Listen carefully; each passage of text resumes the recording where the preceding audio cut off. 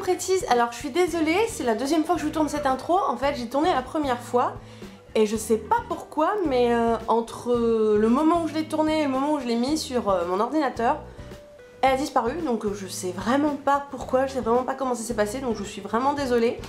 Donc ma tenue et mon maquillage sera pas raccord avec le reste de la vidéo, mais bon, je vais reprendre ce que je vous disais dans mon intro. Donc en gros, la technique du backering, c'est une technique qui apparemment en ce moment est à la mode auprès des youtubeuses américaines. Donc j'avais envie de le tester parce que, je sais pas, c'est une technique qui m'intriguait et j'ai trouvé ça assez marrant et voilà, j'avais envie de le tester.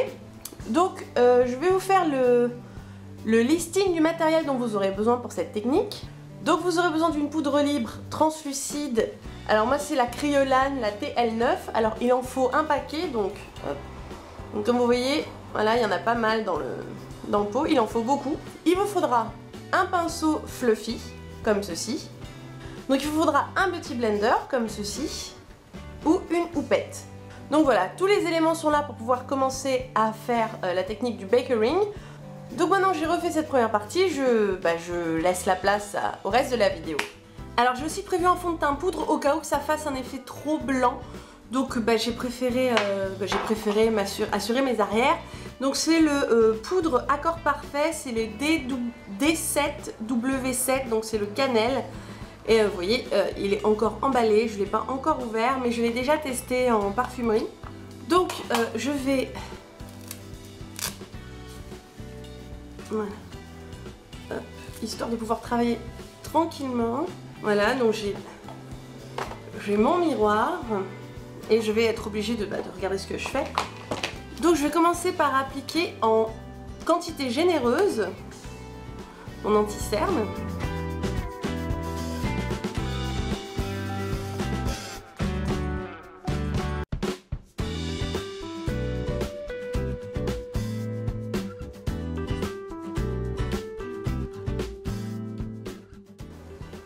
Vous voyez, j'y vais vraiment généreusement. Hein. C'est vraiment pour donner un teint parfait. Donc là, je travaille plus mon teint que d'habitude. Donc je mets plus de produits que j'en mettrais d'habitude.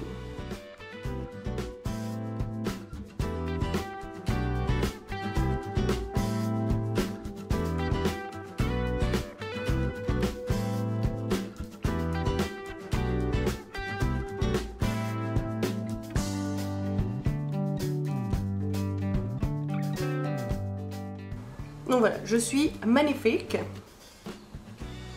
Je ressemble à un demi-raton laveur inversé. Voilà, donc je force encore un peu le trait.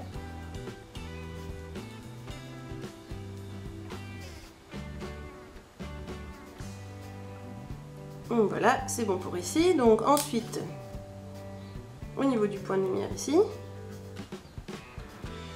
Voilà. On y va généreusement. Pareil sur l'arête du nez.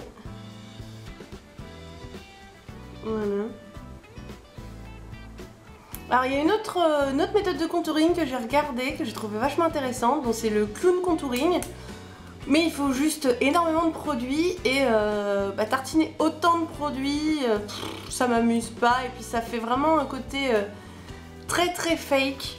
Là aussi ça va donner un effet quand même très travaillé. Mais le clown contouring c'est quand même quelque chose qui fait waouh quoi. Je vous mettrai une vidéo en barre d'infos pour que vous puissiez voir à quoi ça ressemble. Mais c'est hyper travaillé et c'est un petit peu trop pour moi quoi. Donc j'en mets aussi ici, parce que moi j'ai l'habitude d'en mettre là. Voilà. On n'hésite pas à rajouter hein, si on... Alors j'ai rarement vu, enfin sur les vidéos que j'ai vues, j'ai pas vu des personnes utiliser des contourings solides, si on peut dire ça comme de l'anti-cerne solide. J'ai vu que des anti-cernes liquides. Et au niveau de l'utilisation des poudres, j'ai surtout vu des gens utilisaient des poudres très fines, style Givenchy, MAC, comment ça s'appelle, Make Up Forever, mais j'ai jamais vu d'autres styles de poudre pour l'instant. Donc voilà, moi j'ai pas ces poudres là, mais la poudre que j'ai est assez fine, donc je vais travailler avec celle que j'ai. Donc comme vous pouvez voir, je suis magnifique, hein, je ne ressemble à rien, et je vais blender tout ça pour fondre un peu mon teint.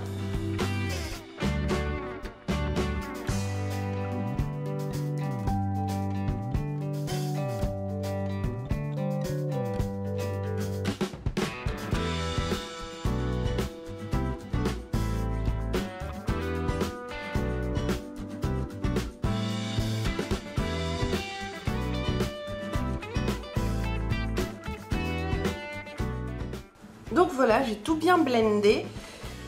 Ça fait déjà un peu plus naturel. Bon, je vais tester. Alors, je vais tester la méthode avec le blender et avec une houppette. Donc je vais prendre la poudre, d'un côté je vais le faire au blender et de l'autre je vais le faire à la houppette. Donc je vais voir ce que ça donne et vous allez voir, c'est très déroutant en fait, hein, comme technique. Donc on va, vous voyez, j'en ai renversé, donc il faut pas mal de poudre. Donc je vais y aller. Donc je vais essayer d'abord à la houppette.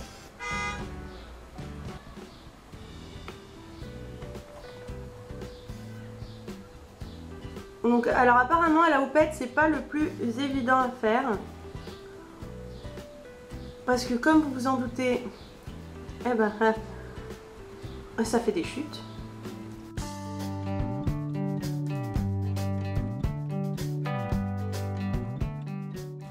Oh, voilà. Donc, vous voyez, j'ai mis une bonne couche. Alors c'est très désagréable comme sensation. Hein, c'est absolument pas agréable. Donc j'ai mis une bonne couche de produit. Alors comme vous allez sûrement le voir, ça fait un effet dégueulasse. Mais c'est censé être beaucoup plus beau après. Donc voilà, à la houppette.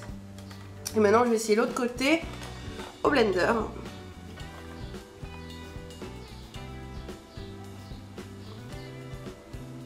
Alors je comprends pourquoi on préfère l'appliquer au blender, c'est beaucoup plus simple à faire. Mais alors, j'ai même pas besoin de réfléchir, hein, pour vous dire, c'est beaucoup plus simple avec le Up Beauty Blender. Je fais énormément de chutes, mais c'est normal. Voilà, bon je vais continuer le reste au blender, hein, puisque c'est plus simple.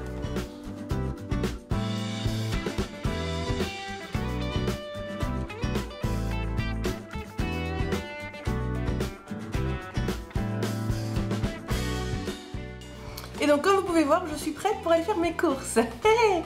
Non, en fait, là, il faut attendre, selon les chaînes, il faut attendre entre 5 et 20 minutes pour que la poudre prenne, d'où le terme bakering ou cooking. En fait, c'est le temps que la poudre se fixe en fait dans le make-up.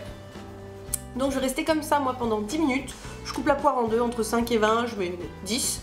Et je reviens dans 10 minutes et on va épousseter le surplus. Bon alors là ça fait 10 minutes que j'ai la poudre. Alors je vais essayer de vous faire un close-up. Je sais pas si ça va se voir, mais en fait la poudre a fait un effet un peu chelou, comme si qu'il avait absorbé pas mal d'humidité. Et donc ça fait un effet assez spécial. Je vais essayer de zoomer pour que vous puissiez voir.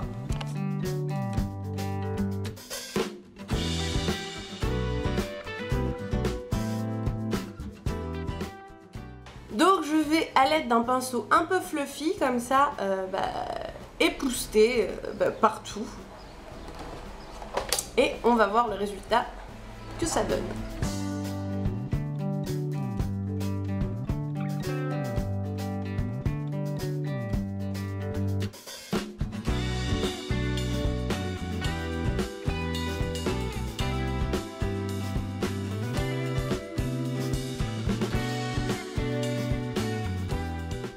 Alors, ça vole de partout, hein. Je vous conseille de faire ça dans un endroit bien aéré, hein, parce que sinon vous allez en suer, pour rester poli.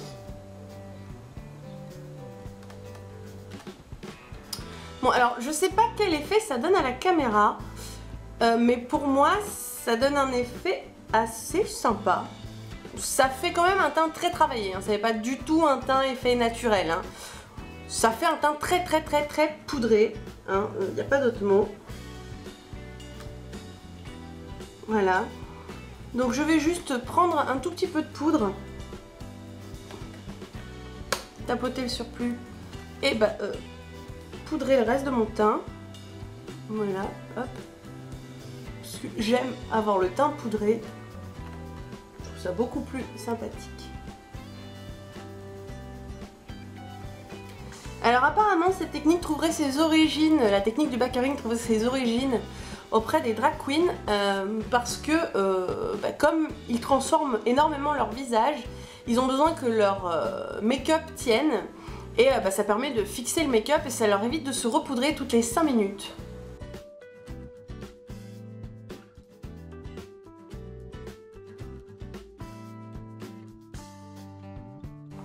Bon voilà, pour moi j'ai terminé d'épousseter, je trouve ça assez sympa.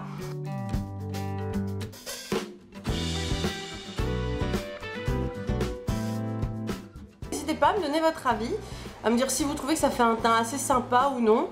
En tout cas, ça a l'air, dans l'espèce de retour vidéo que je me suis fabriqué, ça a l'air d'être joli. Je verrai ça au montage et puis je vous mettrai une petite note si je trouve ça horrible au montage. Donc voilà, je vais aller finir de me maquiller. Donc voilà, j'ai fini le reste de mon teint. Je trouve que cette méthode du backering est juste vraiment sublime. Ça donne un effet hyper beau. Mais par contre, ça ne fait pas du tout naturel. Donc je pense que pour un make-up de soirée, c'est juste, mais alors parfait, parfait, parfait. Mais pour tous les jours, sauf si vous aimez avoir un teint très travaillé tous les jours, non. Déjà ça prend pas mal de temps et ensuite ça fait un petit effet trop parfait, trop poupée qui fait pas du tout naturel quoi. Si vous cherchez quelque chose de naturel, ne le faites pas. Mais par contre je pense que je vais détourner la méthode du backering en mettant un petit peu plus de poudre au niveau de mes cernes parce que clairement ça doit faire 1 heure que j'ai le truc là. Et ça n'a pas du tout crisé, ça n'a pas du tout bougé dans les plis. Alors que d'habitude, même quand je poudre et même quand c'est un super produit, vu que j'ai pas mal de ridules de déshydratation au niveau de la cerne, ça migre, c'est mort, c'est juste, voilà, c'est pas beau, je suis obligée de faire des retouches. Là, rien du tout, rien. Entre le temps de me maquiller et le temps de vous filmer une autre petite vidéo, ça n'a pas bougé. Donc je pense que ce que je vais faire, c'est que je vais revenir dans quelques heures pour voir comment ça a évolué. Ah oui, finalement, comme vous avez pu le voir, je n'ai pas utilisé la poudre Accord Parfait.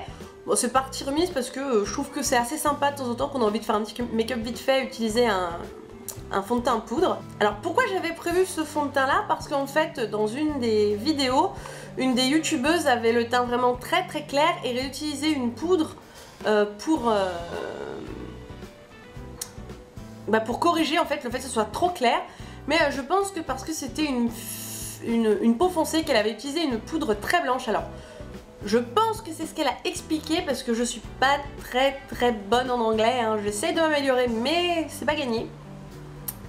Donc je pense que voilà, pour les peaux foncées, quand on fait du backering, il faut penser à avoir un fond de teint poudre du même ton ou d'un ton légèrement plus clair que sa carnation pour garder ce côté hyper lumineux. Mais pour les peaux claires, je pense que c'est pas utile. Prévoyez toujours d'en avoir un sous la main, ça mange pas de pain, ça peut toujours servir. Donc je vous dis à dans quelques heures. Donc voilà, ça fait 1 heure après que j'ai arrêté de tourner la vidéo tout à l'heure. Ça n'a pas bougé. Je n'ai rien qui est crisé, enfin je trouve cette technique juste magnifique. Pour une soirée, je vous la conseille vraiment. Je pense que comme je vous dis, je ferai une mini technique en mettant plus de poudre au niveau du cerne pour bien accrocher la poudre. Mais le complet comme je l'ai fait là, je pense que non, je le ferai pas souvent, je le ferai pas tous les jours, mais ça fait vraiment un truc vraiment très joli, j'aime énormément. J'étais un peu dubitative en voyant cette méthode, mais en testant, voilà, pour une soirée, pour un make-up de soirée, je pense que ça doit être parfait. D'ailleurs je pense que je testerai dans pas très longtemps parce que j'aurai une soirée, donc voilà, c'est toujours bien de faire des petites choses comme ça pour les soirées, pour avoir toujours un teint parfait et un teint flawless comme ils disent en anglais. Donc voilà, je suis très contente. J'espère que cette vidéo vous a plu. Si vous voulez des précisions ou si vous avez des questions à me poser, n'hésitez pas à regarder dans la barre d'infos ou à me poser des questions dans les commentaires. N'hésitez pas à me suivre sur les différents réseaux sociaux qui s'afficheront en fin de vidéo. Et sur ce, je vous dis à bientôt!